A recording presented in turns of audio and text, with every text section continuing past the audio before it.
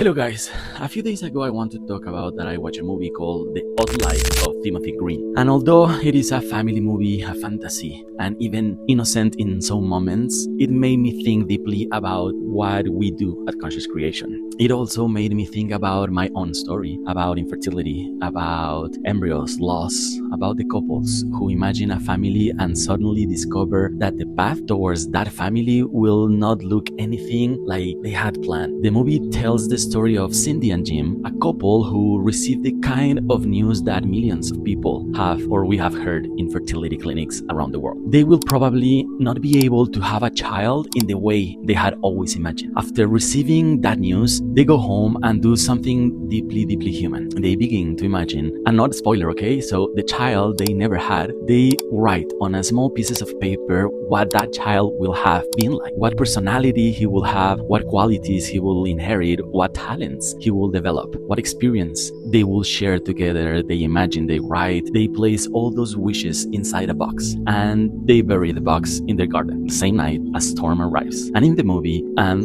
from the earth, Timothy appears. The child they had imagined, that cinematic fantasy represents something that happens every day in real life with me and my patients, because before our children exist, we already begin to imagine them. We imagine their eyes, their personality, the way they will hug us, the values they will have, the personality, what are we need to become to educate them the best. We even imagine the person they might one day become. And when infertility appears, the imagination does not disappear. Sometimes it becomes and it feels even more intense because the child who does not yet exist begin to occupy an enormous place in our minds, in our heart, in the relationship. We find the names, identity. I know that place. I know what it means to enter in a fertility clinic believing that science will quickly solve the problem. And I know the testing, the labs, results, expectations, embryo development, waiting day 5, biopsies, PGTA test analysis, the waiting, the fear. And I also know what it means to understand that love between two people is not always enough to create a biological family. That realization can be profoundly painful and it hurts now that I'm saying. Because infertility does not only question our reproductive capacity, it also challenges the story we have construct about our future, about our birth version that we supposed to try to work, and falling in love,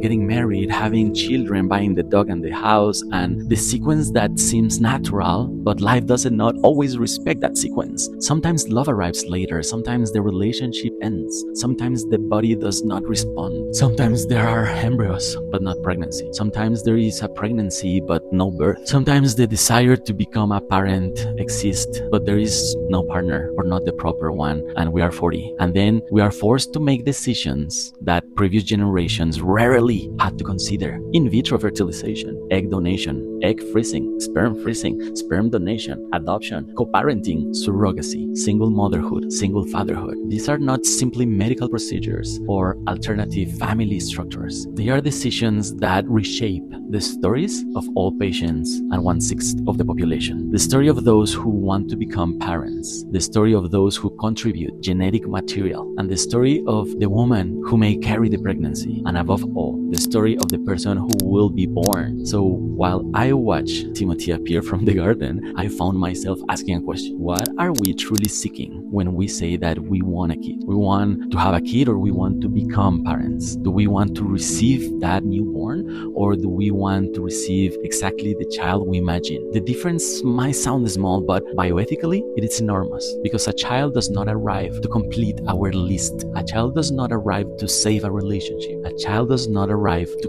cure our loneliness. A child does not arrive to repair the wounds of our childhood. And a child does not arrive to prepare that we are successful. And a child does not arrive to become an extension of our ego. A child is a new person. They will have their own temperament, their own talent, their own difficulties, their own questions, their own life, their own decisions. They might not resemble us in the way we expected. They might not share our interests. They might not challenge our beliefs. They might choose a life completely different than one we imagine consciously. And that's why conscious parenthood begins when they understand that our role is not to design our children's destiny. Our role is to create the best possible conditions for them to build themselves, to become themselves. That is a fundamental decision with conscious creation. We do not work to produce the ideal child. We work to protect the process through which a new person enters in the world. In a portal, another soul will come to this world. So, do you want to become a parent?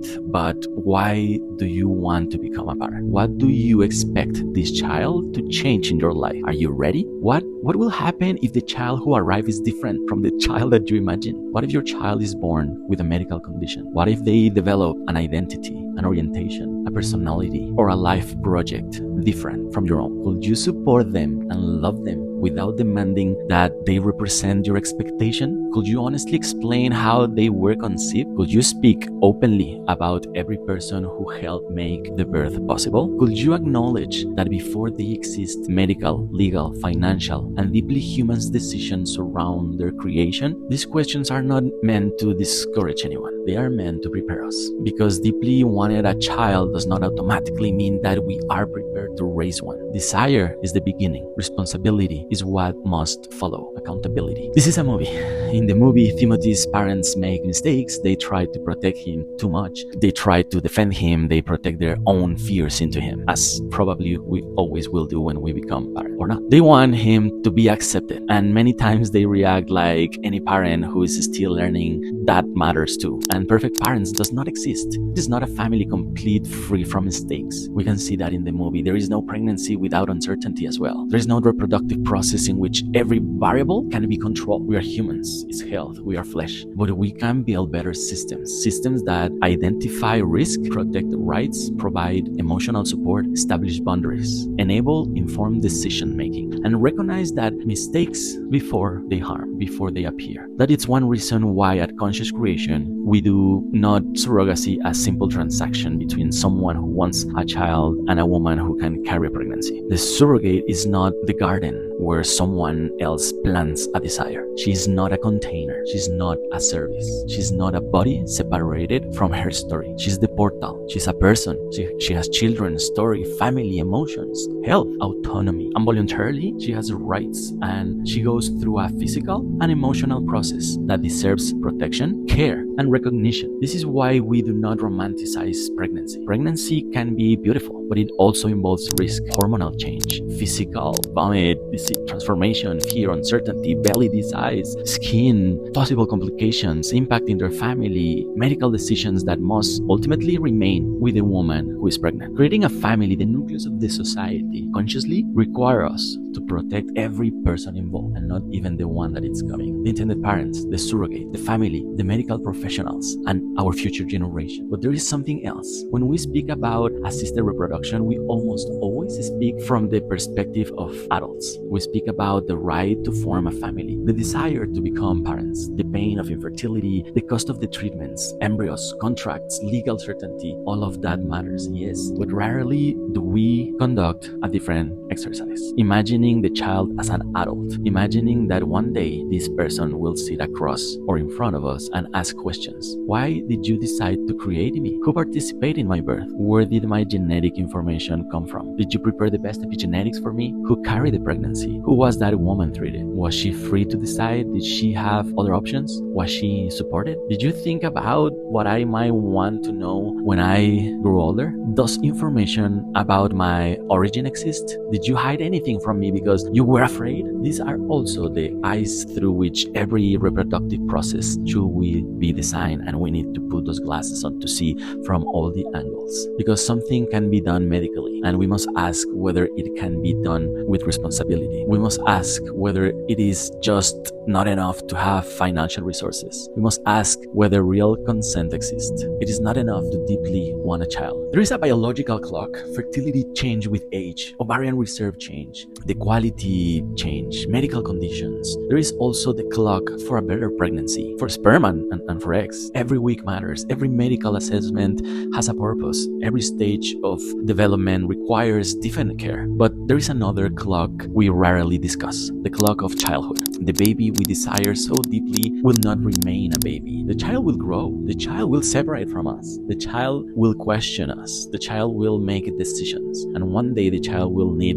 to understand their own story. That is why beginning this process on bringing a person into the world can not only be about achieving a pregnancy. It cannot even only about reaching birth. The real outcome is not a positive pregnancy test. It is not a heartbeat. It is not a photograph in the delivery room. The real outcome is a person who can grow within a story that does not need to be hidden. A story in which they can understand that they were deeply wanted, loving them before they even conceived, but not designed to fulfill a function. A story in which everyone involved was treated with the weight of this story, with the science, with the responsibility. A story in which their parents were willing to do the emotional work before asking the child to repair wounds that belongs to the adults. That is what conscious creation means to me. It doesn't mean believing that we can control life. It means accepting that we cannot control life and still taking responsibility for creating the best possible conditions to receive it. We do not offer miracles. We do not promise perfect process. We accompany deeply complex human decisions along the way. We design protocols. We integrate a multidisciplinary team. We integrate medicine, psychology, law, bioethics. We protect pregnancy. We support the surrogate. We prepare the intended parents. We anticipate risks. And we try to keep one question at the center of every decision. Which decision best protects the dignity and the future of the person who is about to be born? Our future generations, what we owe to the future. That's the philosophy. When Cindy and Jim wrote Timothy's qualities, they were describing the child they wanted. But perhaps the exercise all of us should complete instead of writing how we want our child to be, we should write what kind of parents we are willing to become. Will we be patient? Will we be honest? Are we going to be conscious that two eyes are recording what we are saying and how we are communicating with their mom, with their dad? Are we talking about love and we are truly speaking from our heart? Are we saying the things with an exaltation and we recognize the best possible outcome that we need to be to love a person different from the one we imagine and what we are being looking for to finally, after trying and after the wall of infertility, what we are capable to protect our dream? And the important lesson from the movie that I bring it to you, and after talking with our IPs, it's not only about how deeply we desire a child, and it's not romanticism. It is about who we decide to become in order to be ready for our kid, for our mini-me. And at Conscious Creation, we support people and families who need to explore medically, legally, and ethically the paths towards a parenthood, any combination. And we do not begin only by asking which procedure needs to be